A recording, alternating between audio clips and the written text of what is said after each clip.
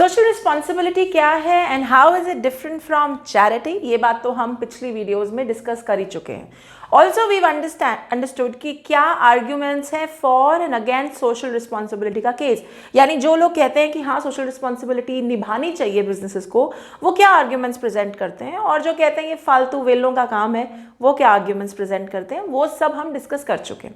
आज की video is a reality check on actually में सोशल रिस्पॉन्सिबिलिटी के पीछे कॉर्पोरेट हाउसेस क्यों पड़े हुए हैं।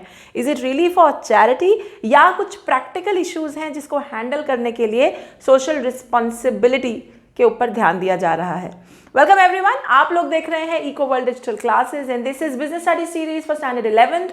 मेरा चैप्टर चल रहा है chapter number 6 which is social responsibility and business ethics, यानी अगर सोसाइटी में रहना है तो बिजनेस को सोसाइटी का ध्यान रखना ही पड़ेगा।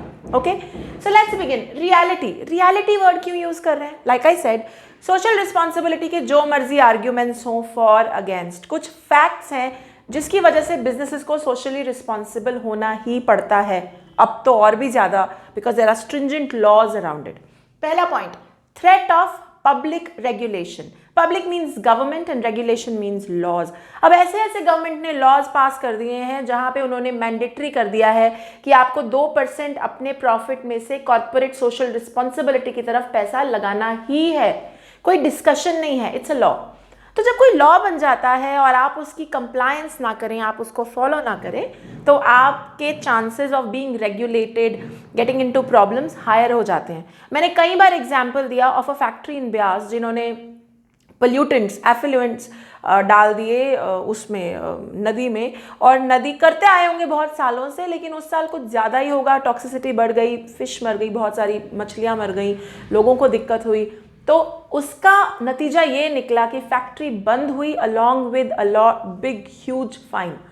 तो छोटे मोटे नुकसान से बचने के लिए इतना बड़ा नुकसान झेलना तो सही नहीं है। So the pressure of social responsibility is now high because of this public regulation scheme, laws की वजह से। Okay?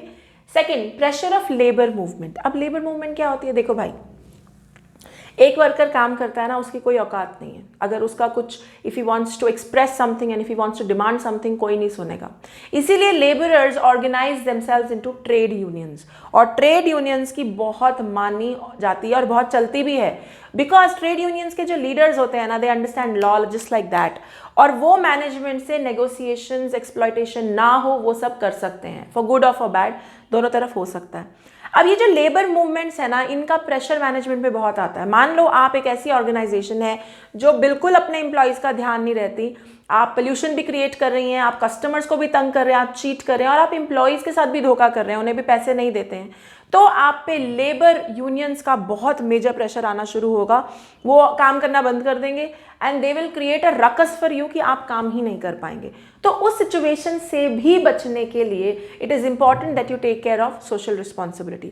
In fact policies like hire and fire, एक हायर एंड फायर पॉलिसी होती है, मतलब जब चाहे नौकरी पे रखा, जब चाहे निकाल दिया। ये मैनेजमेंट के लिए तो बहुत बढ़िया है, बट ये एम्प्लॉय के लिए बहुत बुरा है यार। आप नोटिस पीरियड के बिना उसको जब चाहे निकाल दोगे, एम्प्लॉय को भी अरेंजमेंट करने का टाइम चाहिए होता है, जॉब स्विच करने का टाइम चाहिए होता है। सो ऐसी सब एक्सप्लॉयटेशंस ना हो, इसलिए लेबर मूवमेंट्स होती हैं और वो बहुत प्रेशर क्रिएट करती है। इसीलिए companies take care of their employees to a certain extent और सोशल रिस्पॉन्सिबिलिटी फॉलो करती हैं। Okay, third point, impact of consumer consciousness. पहले बोलते थे कैवियट एम्प्टर, मतलब let the buyer be beware, हमने जो बेचना है हम बेचेंगे, तुम आप भी देखो तुम क्या खरीद रहे हो।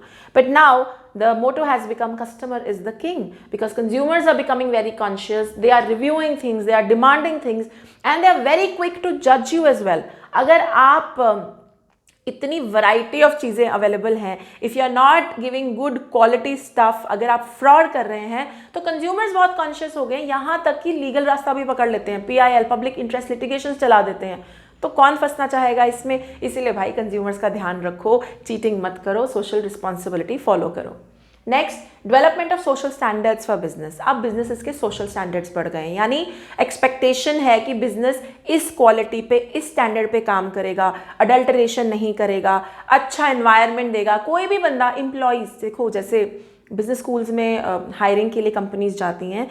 सो I been in a B school, so I know this. We guys discuss कि ये कंपनी एम्प्लॉयज़ के लिए फ्रेंडली है कि नहीं, फीमेल्स के लिए फ्रेंडली है कि नहीं. तो कई स्टैंडर्ड्स हैं जो सेट हो चुके हैं बिजनेस के लिए, और वो स्टैंडर्ड्स मैच करते रहने के लिए भी बिजनेसेस सोशल रिस्पॉन्सिबिलिटी फॉलो करती हैं. Okay, next, development of business education. People are educated now, they understand businesses में आप कोई धोखा नहीं. फॉर एग्जाम्पल, हमारे यहाँ पे बच्चों की जो स्टोरी बुक्स हैं वो 20 रुपये महंगी मिलती हैं फ्रॉम प्लेसेस लाइक पंचकुला और फ्रॉम कालका. We know this as a fact, this 20 rupees महंगा, बट वी अंडरस्टैंड कि बिजनेसेस ऐसे चलते हैं. If they are providing you something here right now, convenience create कर रहे हैं, तो चार्ज करेंगे. लेकिन there are many people who would know this and they would object it also कि तुम इतना महंगा क्यों कर रहे हो, 5-1 रुपये महंगा कर लो, ज़्यादा महंगा क्यों कर रहे हो. सो ये जो बिजनेस एजुकेशन हो गई है, understanding of how business are run, understanding of what should be done and what should not be done, इसने भी प्रेशर क्रिएट कर लिया है. एक इमेज बनाए रखने के लिए बिजनेसेस को सोशल रिस्पॉन्सिबिलिटी फॉलो करनी पड़ती है, thanks to this more and more business education. Okay, next, relationship between social interest and business interest. बात बड़ी क्लियर हो गई है. गया वो ज़माना जब बिजनेस अलग और सोशल अलग सोचते थे कि इनका आपस में कोई लेना देना नहीं है. अब ये बात बहुत क्लियर हो गई है कि बिजनेस को लॉन्ग टर्म में अगर चलना है तो सोसाइटी का ध्यान, सोसाइटी के एस्पेक्ट्स का ध्यान, इंटरेस्ट ग्रुप्स का ध्यान रखना पड़ेगा. And they are two sides of the same coin. Contradictory नहीं है एक दूसरे से, कॉम्प्लीमेंट्री है.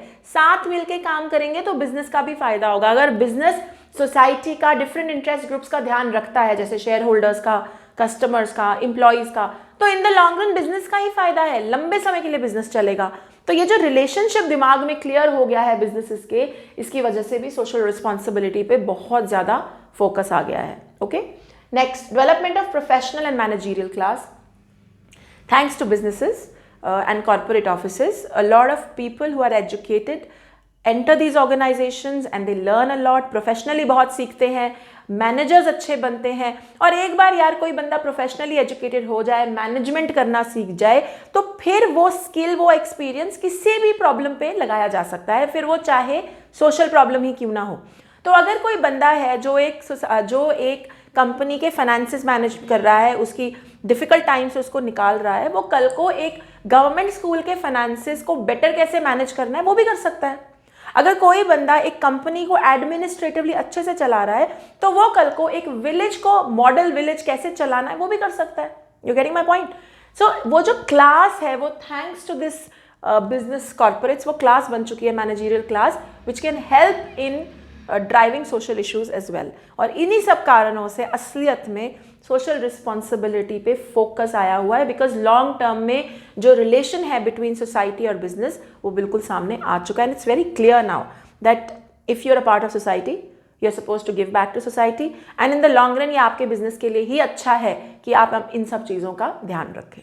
Okay, fine. The last part of the chapter this year, actually business ethics तो कट ही गया है सिलेबस से, तो वो हम नहीं करेंगे.